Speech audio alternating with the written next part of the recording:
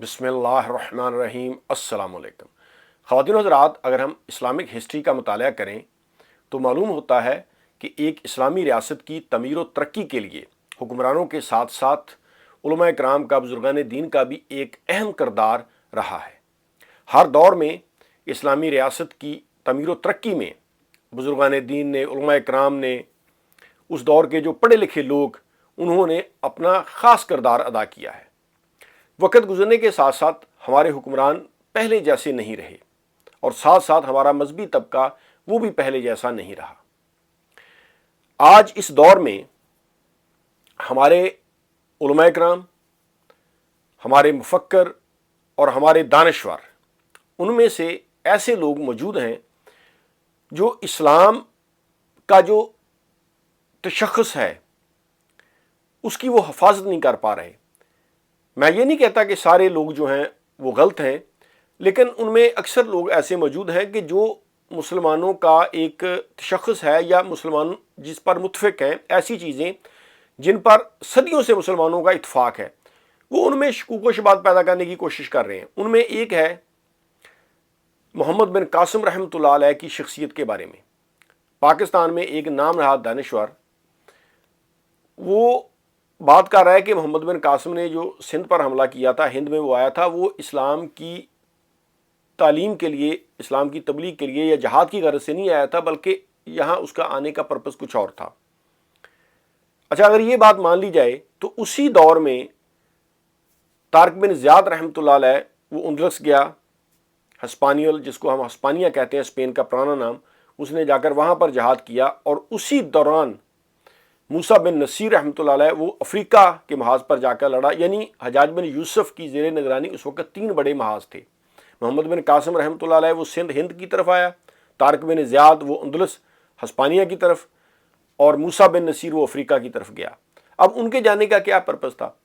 ऐसी बातें कर रहे हैं लोग कि जिनमें शकूक व शुबात पैदा हों, और मुसलमान जो तौतर से जिन चीज़ों पर बिलीव कर रहे हैं और जिन पर मुसलमान मुत्फ़िक़ हैं, उनमें शकूक व शुबात पैदा करने की कोशिश की जा रही है।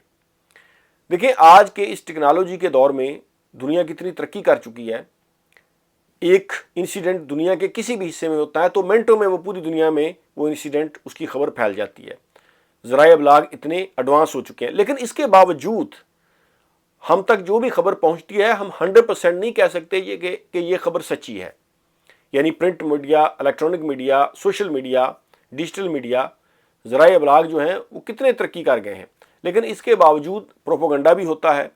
लोग जो हैं वो झूठी खबरें भी फैलाते हैं, अफवाहें भी होती हैं। ये खबर आप तक पहुंचती है, बाद में पता चलता है कि ये तो फेक थी, फेक न्यूज़ थी।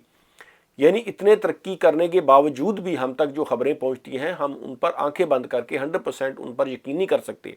आप इमेजिन करें, सदियां पहले जब हिस्ट्री लिखी जा रही थी तो उस वक़्त जो इस्लाम के दुश्मन थे उन्होंने भी बेशुमार किताबें लिखी, उन्होंने भी कई ऐसी चीज़ें इसमें ऐड कर दी।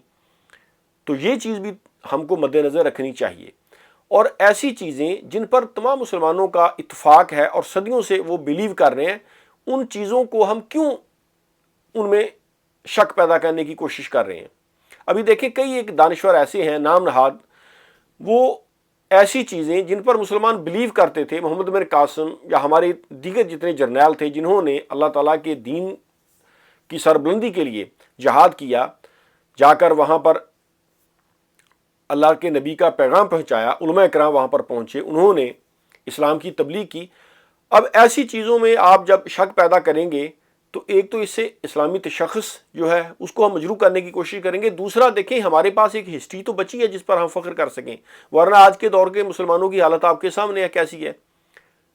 56-57 कंट्रीज़ हैं, लेकिन हालत आपके सामने है, इकॉनमी आपके सामने है। पाकिस्तान में देखें, अब ये जो दानिश्वर ऐसे हैं, मैं उनसे पूछता हूँ कि आप जाएँ, जाकर देखें स्पेन में, स्पेन के शहर मालागा में जाएँ और देखें कि मुसलमानों के कैसे निशानात अभी वहाँ पर मौजूद हैं, कितने किले हैं। जाएँ, जाकर अलकाज़वा किले को देखें, खैबर फारूक किले को जाकर देखें कि उस ज़माने में मुसलमानों ने, जब मुजाहिदीन ने, कितने मुजाहिदीन ने जामे शहादत नोश किया होगा ऐसे किले फ़तह करने के लिए। قلعے فتح کرنا اور قلعوں کی سیر کرنا، اس میں زمین آسمان کا فرق ہے۔ پہلے لوگ جو تھے وہ قلعے فتح کرتے تھے، علاقے فتح کرتے تھے، وہاں پر جا کر عدل و انصاف کا نظام قائم کرتے تھے، اللہ اور اللہ کے نبی صلی اللہ علیہ وآلہ وسلم کے دین کی دعوت دیتے تھے، وہاں پر وہ قلعے فتح کرتے تھے۔ آج ہم کیا کر رہے ہیں؟ قلعوں کی سیر کر رہے ہیں، اس کے بارے میں تبصرے کر رہے ہیں، اور وہ بھی شکوک و شبہات پیدا کرنے کی کوشش کر رہے ہیں۔ مجھے بہت افسوس ہوا، میں نے ایک ویڈیو دیکھی ہے، پاکستان کا ایک نام نہاد دانشور، وہ کہہ رہا ہے دیکھیں جی محمد بن قاسم جو سندھ پر اس نے حملہ کیا، اس کے یہاں آنے کا پرپس کچھ اور تھا۔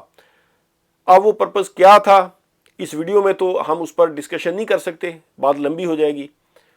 تو پھر اگر یہ بات مان لی جائے تو طارق بن زیاد رحمۃ اللہ علیہ وہ اندرس کیا کرنے گیا تھا، موسیٰ بن نصیر افریقہ میں کیا کرنے گیا تھا؟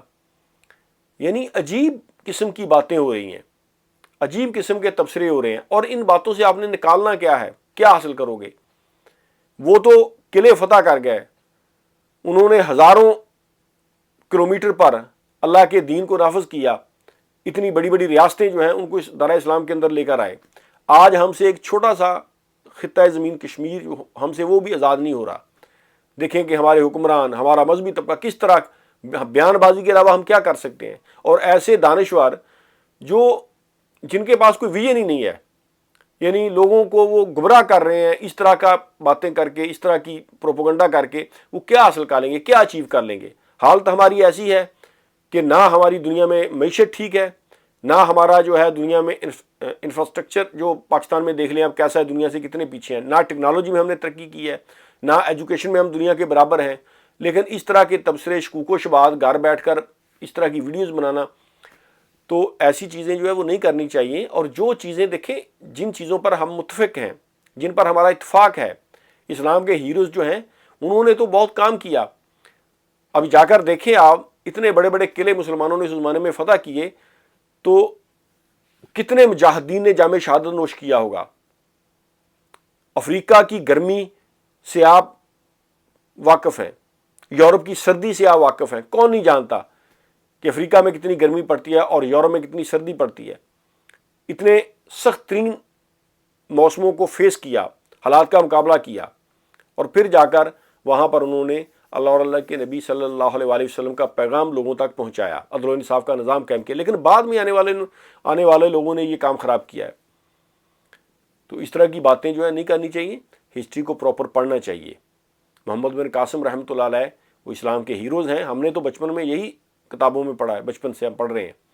لیکن اب آ کر آپ نئے فلاسفر جو آج کل باتیں اس طرح کی کر رہے ہیں جس سے شکوک و شبہات پیدا ہو رہے ہیں، اور اسلام کا جو تشخص ہے اس کو خراب کرنے کی کوشش کی جا رہی ہے، تاکہ لوگوں کو اس طرح شک میں ڈال دیا جائے اور وہ لوگ اپنی ہسٹری پر بھی فخر کرنا چھوڑ دیں۔ ایسی چیزیں جو ہیں وہ بیان نہیں کرنی چاہیے۔ تھینک یو ویری مچ، اللہ حافظ۔